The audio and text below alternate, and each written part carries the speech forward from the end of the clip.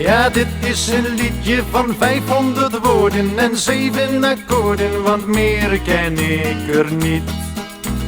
Ik noem dit opus een lied met een boodschap, ik noem het geen smartlap, al handelt het over verdriet.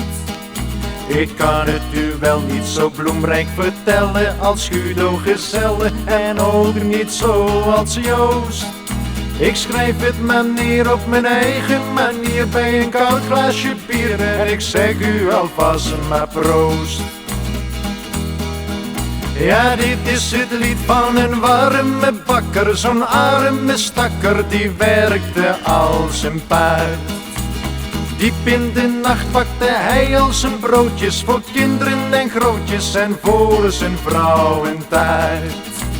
Daarmee wou hij haar wat gunstiger stemmen, haar boosheid wat remmen, want oh wat was het toch kwaad. Door al zijn werken en door al zijn zwoegen miste zij het genoegen der huwelijkse staat. Het bakkertje dacht niet meer aan het verrichten van huwelijkse plichten, het liet hem schijnbaar koud. Hij gaf haar al jaren geen warme liefde, wat haar zo diep griefde, want zij was toch niet van hout. Daarom beraamde zij heel snode plannen met andere mannen, al was dat overspel. Zo kreeg zij liefde tot over haar oren, maar niemand kwam storen, haar man die werkte wel. Maar op een dag toen hij stond voor zijn oven, kwam er eindelijk iets boven van zijn gevoel en hoe. Hij wou zijn vrouwtje eens lekker verrassen, met 7 meidspassen kwam hij naar binnen toe. Hij zag de rug van zijn buurman de slager en effetjes lager, daar zag hij zijn vrouwtje Fien. Eerst dacht hij nog dat hij dubbel zou kijken, maar spoedig zou blijken, hij had het wel goed gezien. Hij sprak geen woord over ontrouw en scheiden, maar pakte hen beiden, zijn plan was al gemaakt. Hij sleepte hen mee naar zijn bakkerij boven, tot vlak voor de oven, ja bitter was zijn wraak. Hij rolde hen flink door het deeg en het bakmeel, door ieder bestanddeel wat zo al bij bakken hoort. Hij schoof hen daarna als taai in de oven, het was niet te geloven, ja dat was ongehoord. Hij heeft ze doordat hij de oven goed boorde flink bruin laten worden en nam ze er toen uit. Zette hen naast in de suiker te soppen, als speculaas poppen zo voor de winkelruit. Daar stond zijn vrouwtje met 2 blote bosjes, met goudbruine kostjes vooraan in de vitrine. En heel dicht tegen haar aan stond de slager, gebakken en mager voor iedereen te zien. Bent u getrouwd, gaat u dag en nacht werken, laat dit u dan merken, verwaarloos nooit uw vrouw. Vroeg of laat zult u haar dan een keer vinden met een van uw vrienden die doet wat u niet wou. Gun haar de tijd en valt dat niet zo mee, ga dan in de WW en maak op rijkskosten pret. Als je maar zorgt dat je uit bent geslapen, komt geen vreemde knaap aan je vrouw en in je bed.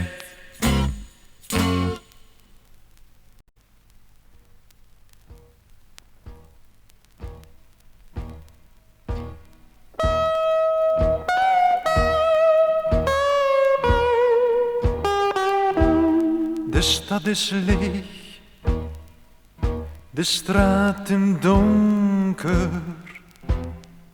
en je slentert maar wat rond.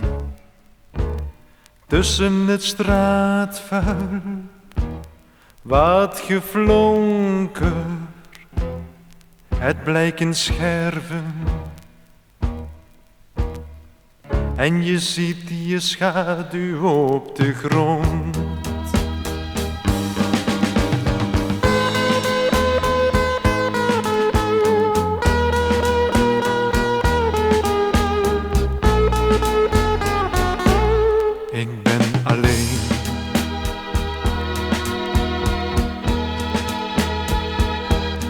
Het huis is leeg,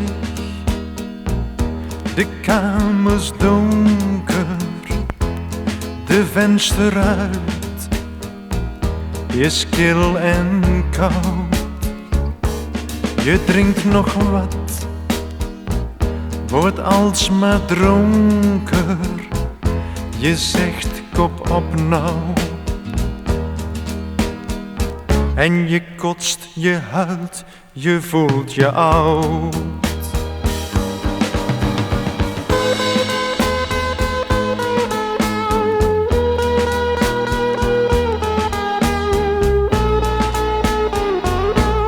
Ik ben alleen.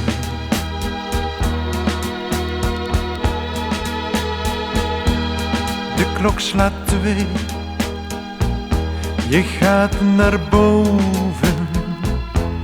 Het bed is clean, steriel en leeg. De lampen ga je heel langzaam doven. De nacht begint weer.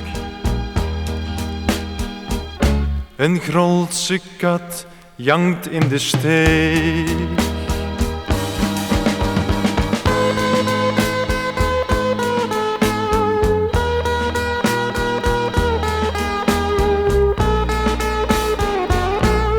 Ik ben alleen.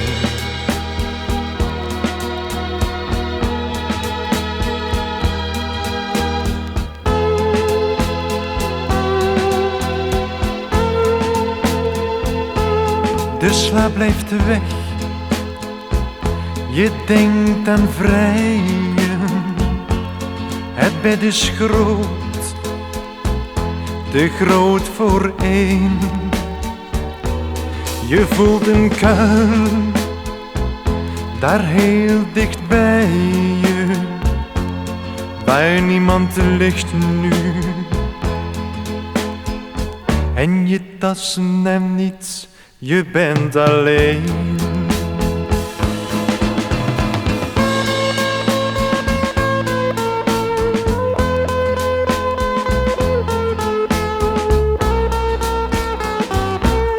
Ik ben alleen.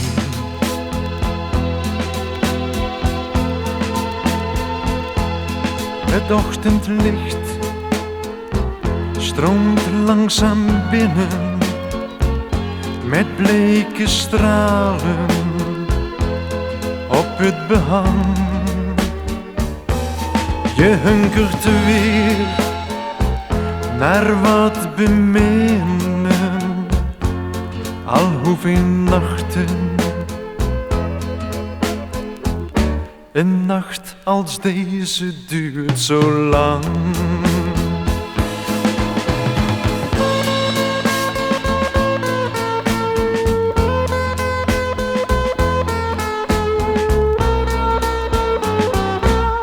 Ik ben alleen.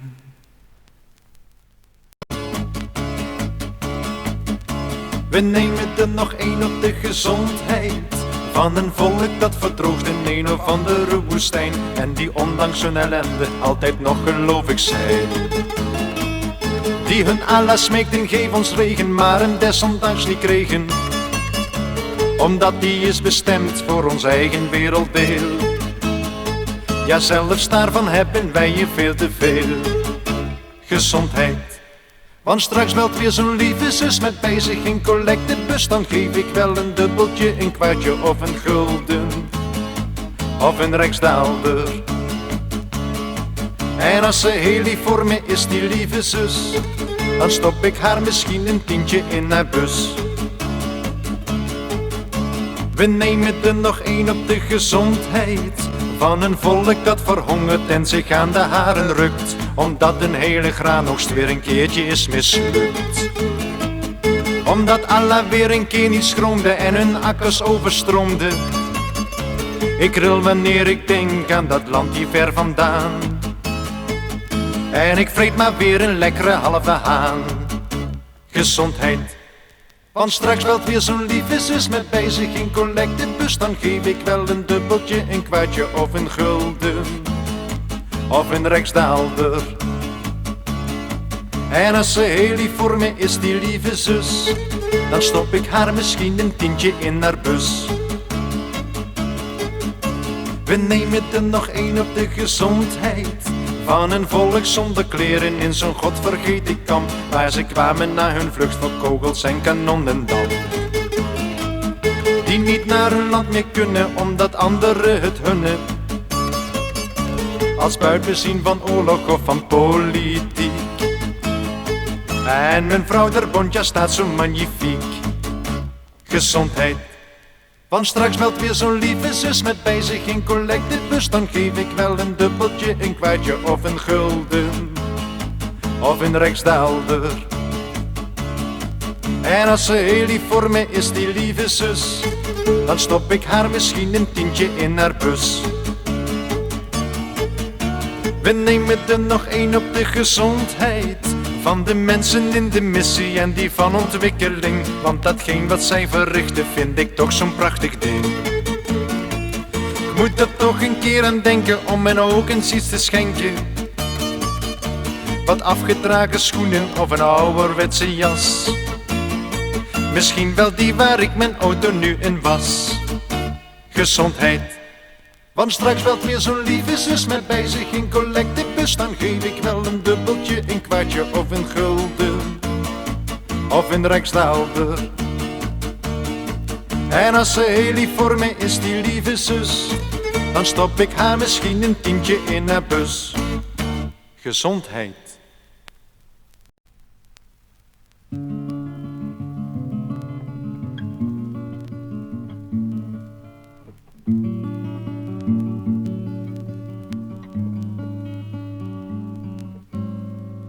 Moet mijn hart nu lachen? Moet mijn hart nu huilen? Moet ik blij of ongelukkig zijn? Is dat wat ik voel, echt hartepijn en liefdesverdriet? Ik weet het niet. Ik weet het niet.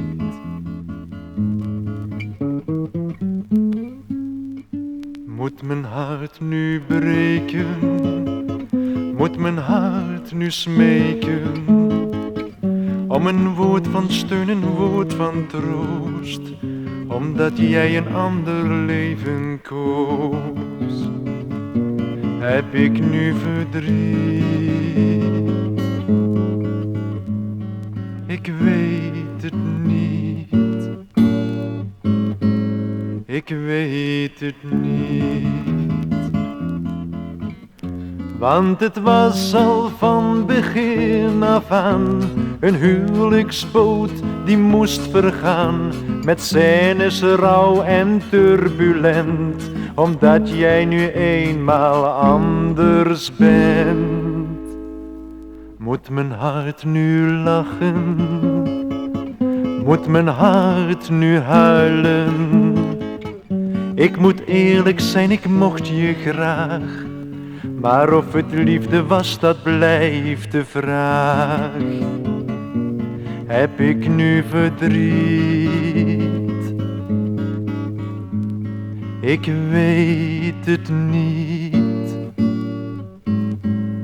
Ik weet het niet.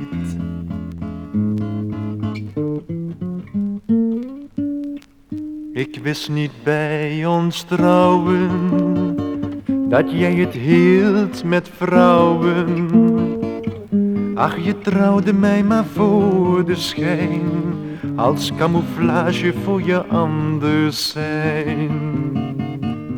Heb ik nu verdriet? Ik weet het niet. Ik weet het niet.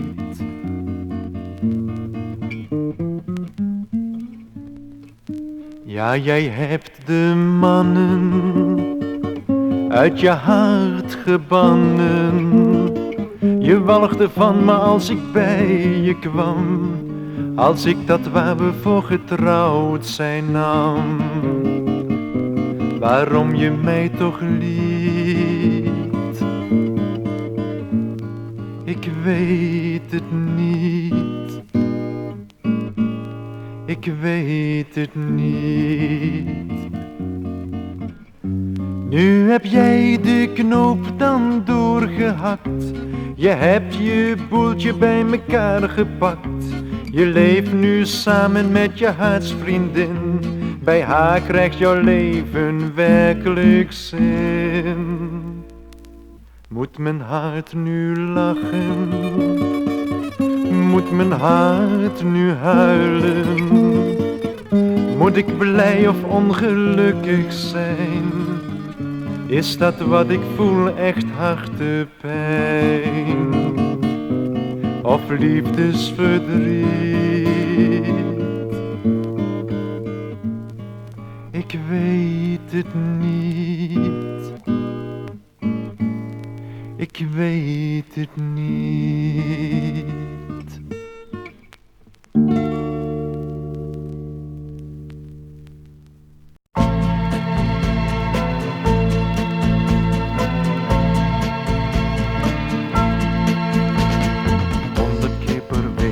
Zit jij daar voor de spiegel, dan zoek jij naar grijze haren en naar rimpels in je huid. 100 keer per week word ik daarvan zo kriegel, dan wil ik keihard verklaren, meid, het helpt je toch geen fluit. Met je flesjes en je potjes, met je rouge en je schmink, met je hele arsenaal van troep dat als de ziekte stinkt. Daarmee wil je camoufleren dat het einde voor je daagt, dat hij ondanks al jouw moeite onversaagd toch aan je knaagt. De tijd kun je niet temmen, de tijd kun je niet remmen. De tijd hij laat zijn sporen achter overal waar hij is aan voorbij gegaan. De tijd kun je niet temmen, de tijd kun je niet remmen. De tijd, hij blijft niet staan.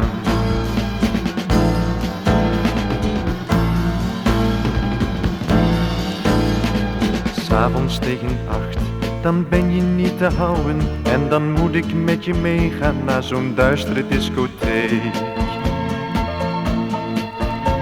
Daar fluistert iedereen, daar heb je weer die ouwe. En ze lachen zich kapot om jou, al doet je dat geen steek. En je rokt maar en je zult maar tussen al dat jonge grut. En ik denk dan bij mijn eigen, meid, wat sta je toch voor schut.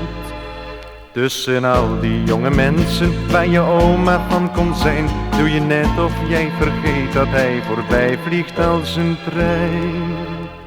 De tijd kun je niet temmen, de tijd kun je niet remmen. De tijd hij laat zijn sporen achter overal waar hij is aan voorbij gegaan. De tijd kun je niet temmen, de tijd kun je niet remmen. De tijd, hij blijft niet staan.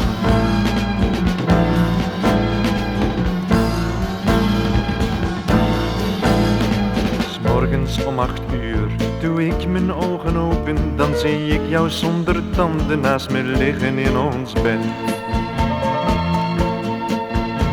Snurkend als een bos, je haren vol met knopen, met je uitgedroogde huid, je buikje en je kwabbenvet. Dan denk ik nog een paar jaartjes, dan krijg jij je AOW. Kon je dat maar accepteren, was je daarmee maar tevreden? Kon je eindelijk maar beseffen, ook al ben je een oud wijf, dat jij ook al wordt je 100 toch mijn grote liefde blijft. De tijd kun je niet temmen, de tijd kun je niet remmen. De tijd hij laat zijn sporen achter overal waar hij is aan voorbij gegaan. De tijd kun je niet temmen, de tijd kun je niet remmen. De De tijd, hij blijft niet staan.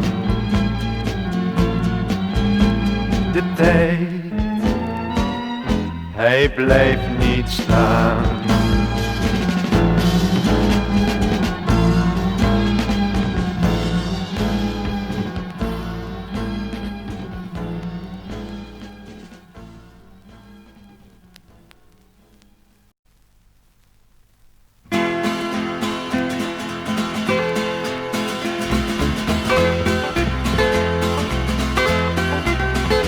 Schat, ik wil je eens iets vragen. Na 10 jaar en 14 dagen dat wij twee nu samen door het leven gaan.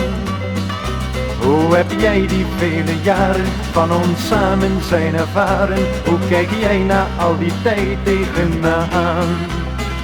Ben je op mij uitgekeken, op mijn kuren en mijn streken? Of zie jij me net als toen nog altijd graag? Denk je nooit eens bij je eigen, kon mij maar de pleuris krijgen? Heb je nooit zoiets gedacht, is maar een vraag. Schat, ik wil je eens iets vragen. Heb je nooit eens van die dagen dat je mij veel liever kwijt dan rijk zou zijn? Heb je nooit aan mij getwijfeld? Heb je werkelijk nooit geweifeld als je schatje tot me zei, of liefste mij?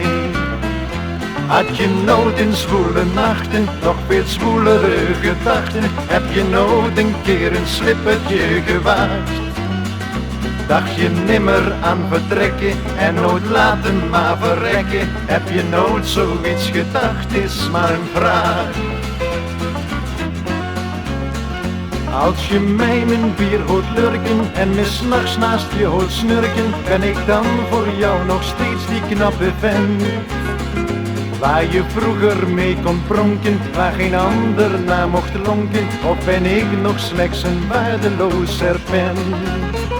Zijn het enkel nog de kinderen die de grote stap verhinderen, die jou nog doen zeggen, ik mag jou zo graag? Ben je enkel door de kleintjes nog zo liefdevol en fijntjes? Of meen jij het nog oprecht, het is maar een vraag. Jij denkt dat ik met mijn vragen jou alleen wat wilde plagen, maar het is allemaal echt serieus bedoeld. Want ik heb de laatste jaren al die dingen zelf ervaren en ik weet dat jij precies hetzelfde voelt. Laten we zomaar verder leven, elkaar kusjes blijven geven, zodat iedereen kan zien hoe goed het gaat. En laat achter de gordijnen onze liefde verder kwijnen, onze liefde die veranderd is in haat.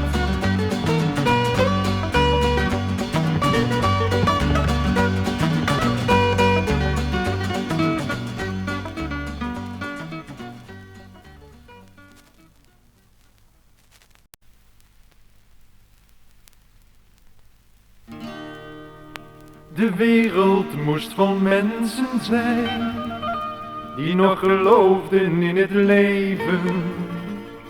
De wereld moest vol mensen zijn die nog echt mens waren gebleven. En niet vol zielige figuren, doodgewoon karikaturen, die maar jagen en maar jachten zonder omzien naar elkaar. Die zich ondereen niks gunnen, elkaars bloed wel drinken kunnen. Die zich ondereen vermoorden, soms met wapens, soms met woorden. De wereld moest vol mensen zijn die nog geloofden in het leven. De wereld moest vol mensen zijn die nog echt mens waren gebleven. En niet vol vuige egoïsten die maar strijden en maar twisten om een baantje of een gulden, een medaille of een krans. Die elkander maar beliegen, die elkander maar bedriegen. Die zeggen ik lach me de stuipen als ze een ander zien verzuipen. De wereld moest vol mensen zijn die nog geloofden in het leven. De wereld moest vol mensen zijn die nog echt mens waren gebleven.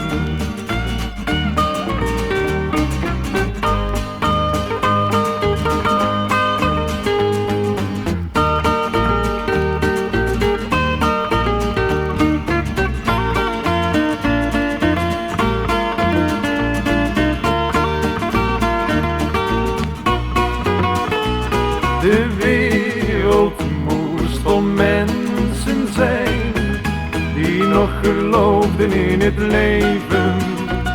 De wereld moest vol mensen zijn die nog echt mens waren gebleven. En niet vol gore imbecielen die maar moorden en vernielen, die voor God kunnen beslissen over leven, over dood, die maar troepen blijven sturen en raketten blijven vuren, generaals of presidenten die met mensenlevens venten. De wereld moest vol mensen zijn die nog geloofden in het leven. De wereld moest vol mensen zijn die nog echt mens waren gebleven. En niet vol arme sodemieters die hun zweet laten met liters om de zakken flink te spekken van hun zogenaamde baas. Niet vol fijne christenzielen die elke dag in kerken knielen om daar hun Heer vol vuur te smeken om een medemens te breken. De wereld moest vol mensen zijn die nog geloofden in het leven. De wereld moest vol mensen zijn die nog echt mens waren gebleven. Die nog echt mens waren gebleven.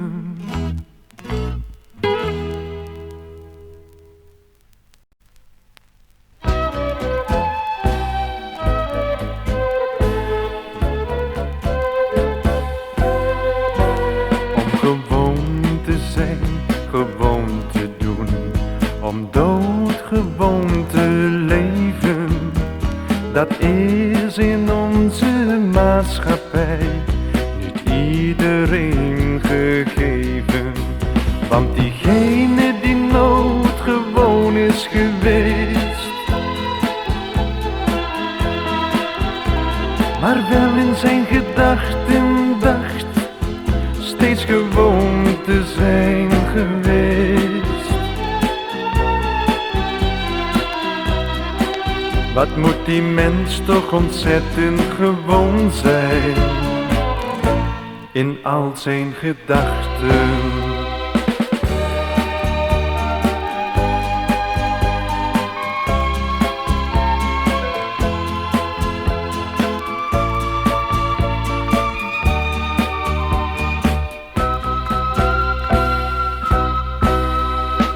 Goed te zijn, doodgoed te zijn, om werkelijk goed te leven, dat is in onze maatschappij niet iedereen gegeven.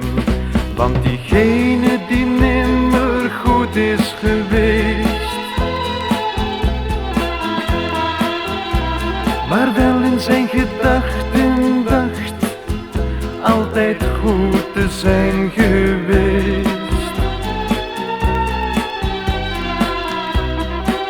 Wat moet die mens toch ontzettend naïef zijn in al zijn gedachten.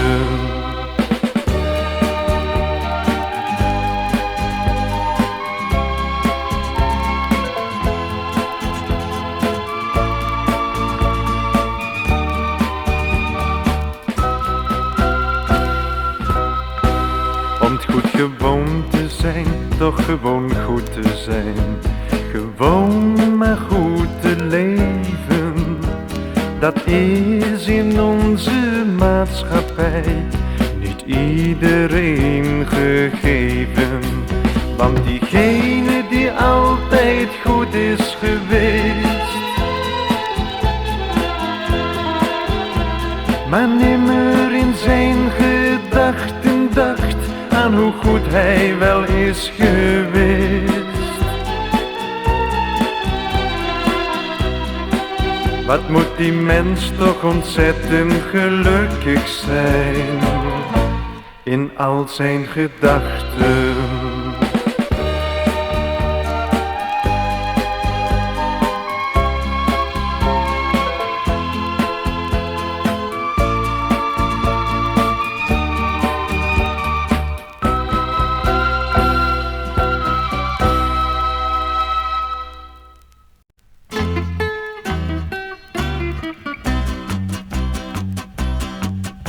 Er was er eens een jongeman van amper 19, heel groot en knap en daarom bij de vrouwen graag gezien.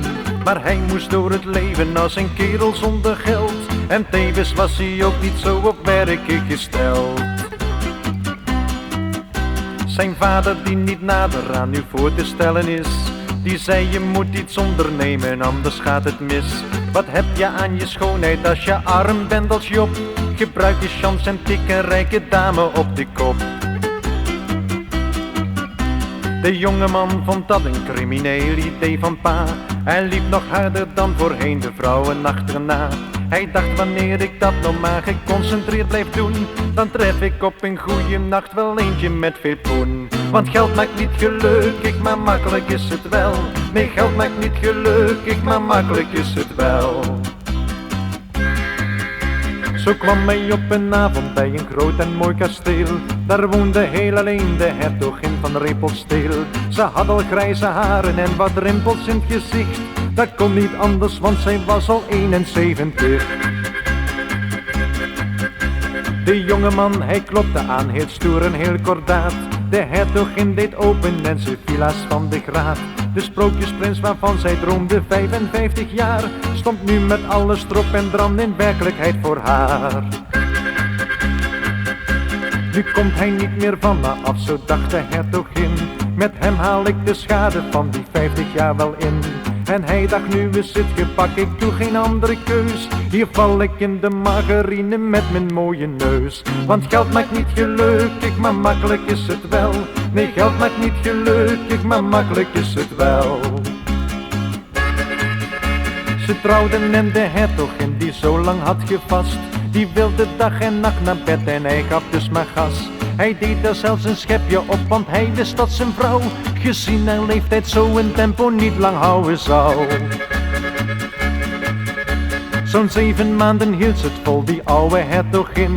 Toen was ze uitgeblust en zette hij zijn eindspurt in. Haar kreunen en haar steunen zwakte af bij elke keer. En op een nacht toen kreunde zij plots helemaal niet meer.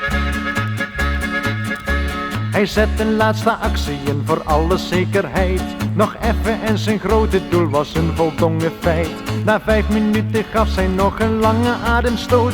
Dat was meteen haar laatste en de hertogin was dood. Nee, geld maakt niet gelukkig, maar makkelijk is het wel. Nee, geld maakt niet gelukkig, maar makkelijk is het wel. Nu had hij zijn miljoenen en nu had hij zijn kasteel. Maar 40 grote kamers leken toch een beetje veel. Dus dacht hij bij zijn eigen, kom ik maak van mijn kasteel een sociale zaak. En hij stichtte een bordeel. Zijn vader woont nu bij hem en de zaak loopt als een trein. Vooral omdat zij beiden steeds de beste klanten zijn. Zo leefden zij tevreden en gezellig met elkaar.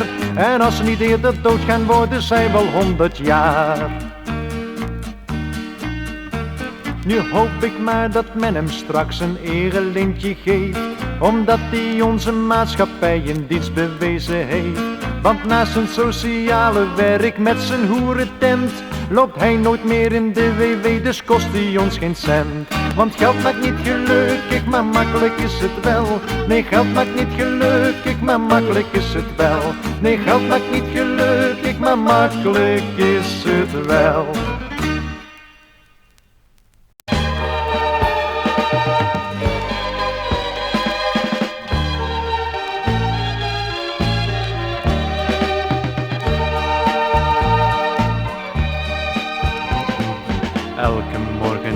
je mij uit bed, maak je netjes mijn toilet en gunt mij wat trekjes van een sigaret.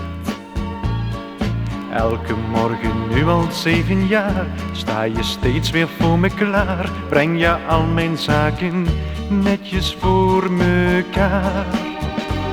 Vanuit mijn rolstoel kijk ik jou dan aan, want ik kan me niet verstaan dat jij heel jouw leven zo voorbij laat gaan. Doe toch niet of jij gelukkig bent, hunker jij dan geen moment naar de warme armen van een echte vent. Neem het er maar van, zoek je troost maar bij een man die jou geven kan wat ik nooit meer kan geven. Neem het er maar van, ook al ben ik dan je man, doe vergeet het en geniet maar van het leven. Spring eens uit de band, denk niet aan die tere plant die je thuis een avond zonder jou moet stellen. Neem het er maar van, zoek je troost maar bij een man die jou geeft wat ik jou nooit meer geven kan.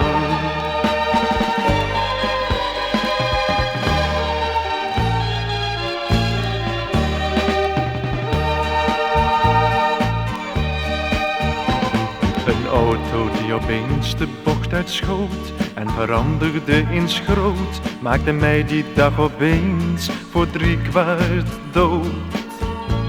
Toen stond ik bijna in de eeuwigheid, op de drempel van de tijd, maar jij was mijn vrouw en wilde mij niet kwijt. Ach, ik weet, jij gaf aan God je woord, dat verdomde erewoord, omdat hij toen jouw gebeden heeft verhoord. Ik mocht nog niet dood, besliste hij, en uit dankbaarheid zwoer jij dat je heel je leven geven zou aan mij. Neem het er maar van, zoek je troost maar bij een man die jou geven kan wat ik nooit meer kan geven. Neem het er maar van, ook al ben ik dan je man, doe vergeet het en geniet maar van het leven. Spring eens uit de band, denk niet aan die tere plant die je thuis een avond zonder jou moet stellen. Neem het er maar van, zoek je troost maar bij een man die jou geeft wat ik jou nooit meer geven kan.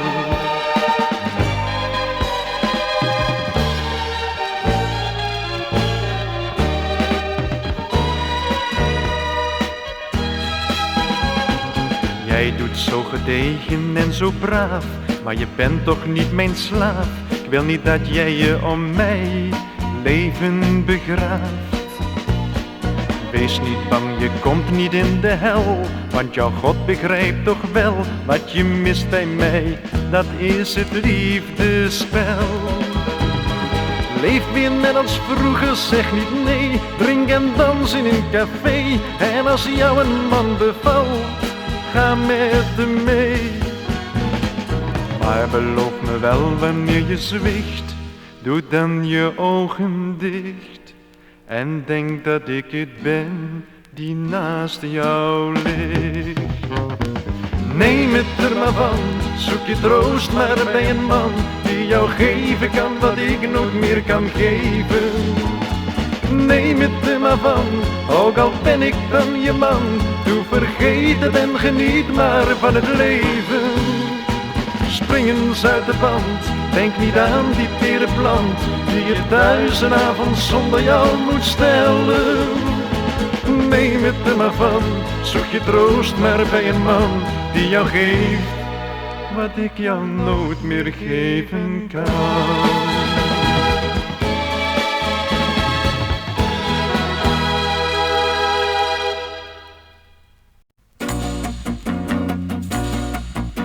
Toen ik vertrok met de boot uit Amsterdam, zei ik tot pa die afscheid van me nam. Je hoeft niet bang te wezen, nee jij hoeft niks te vrezen. Mijn been blijft stijf, geen vrouwen naar mijn lijf. Maar net het zee gaat uit met onze boot. had ik al 7 vrouwen op mijn schoot. Daar ik van zo'n ellende nog niet zo heel veel kende, zond ik een telegram naar Amsterdam. Pa, ik ben de pisang. Pa, ik ben de pineut.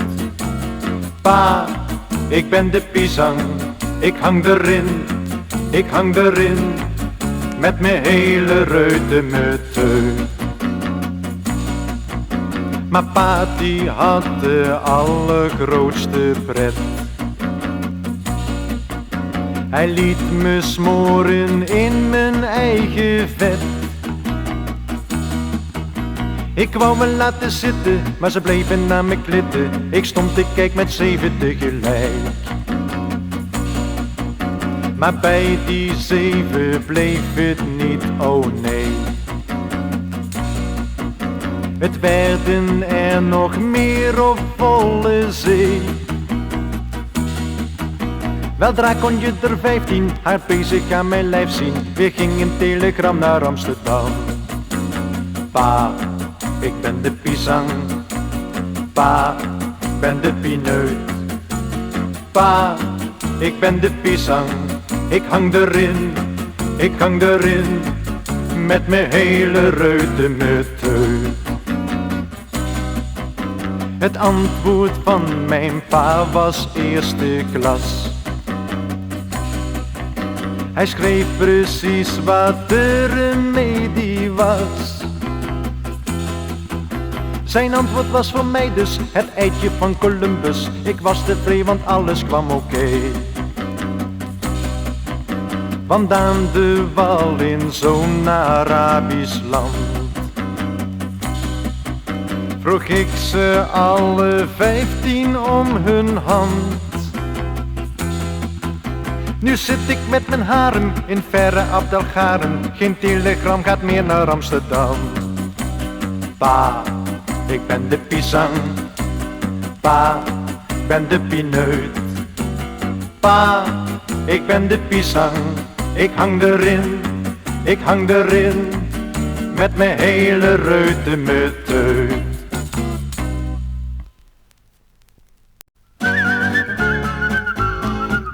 De bloemen bij mij in de tuin, die pakten het laatst een keer bruin. Ze hielden tot mijn consternatie een grote protestdemonstratie. Ze riepen, nu zijn we het beu, dat vreselijk stinkend milieu. Wij willen geen gassen meer slikken, dat zullen wij voortaan verdikken. Wanneer het zo verder blijft gaan, dan is het zo met ons gedaan. Dan zie je geen struikje meer groeien, dan zie je geen bloempje meer bloeien. Ze riepen, die vuile fabriek, die heeft heel ons leven verziekt. En ik keek en ik kon hen begrijpen, want de stinkende rook en de smerige smook kwam naar buiten door 17 pijpen. En de bloemetjes wiegelend in de wind, die zongen eensgezind. Ze rotzooien, ze rotzooien, ze rotzooien maar aan. Het heen en weer, het heen en weer, dat krijgen wij ervan. Ze rotzooien, ze rotzooien, ze rotzooien maar aan. Het heen en weer, het heen en weer, dat krijgen wij ervan. Ze riepen, kom over de brug, met frisse en zuivere lucht. Want blijft het een rotzooi verdomme, dan fluit voortaan maar naar je bloemen. De actie die breidde zich uit, geen bloem kwam maar knopje nog uit. Je zag al hun blaadjes verkleuren, je rook nergens meer roze geuren. De aarde werd akelig grauw, zonder groen, zonder rood, zonder blauw. Het was of mijn leven verdorde en toen ben ik wakker geworden. Ik rende naar buiten en zag, mijn tuin was nog één bloemenpracht. Ik hoefde dus niks meer te vrezen, maar het moest maar eens werkelijkheid wezen. Men brult en men lult en men praat, maar niemand komt ooit met een daad. Dus zie ik het eens ervan komen, waar ik over heb liggen dromen. En dan is het leven op aard geen halve rooie meer waard, zonder bomen en struiken en bloemen. Als daar niks meer van groeit, als daar niks meer van bloeit, kun je het leven geen leven meer noemen. Want de bloemetjes spiegelend in de wind, die zingen al eensgezind. Ze rotzooien, ze rotzooien, ze rotzooien maar aan. Het heen en weer, het heen en weer, dat krijgen wij ervan. Ze rotzooien, ze rotzooien, ze rotzooien maar aan. Het heen en weer, het heen en weer, dat krijgen wij ervan.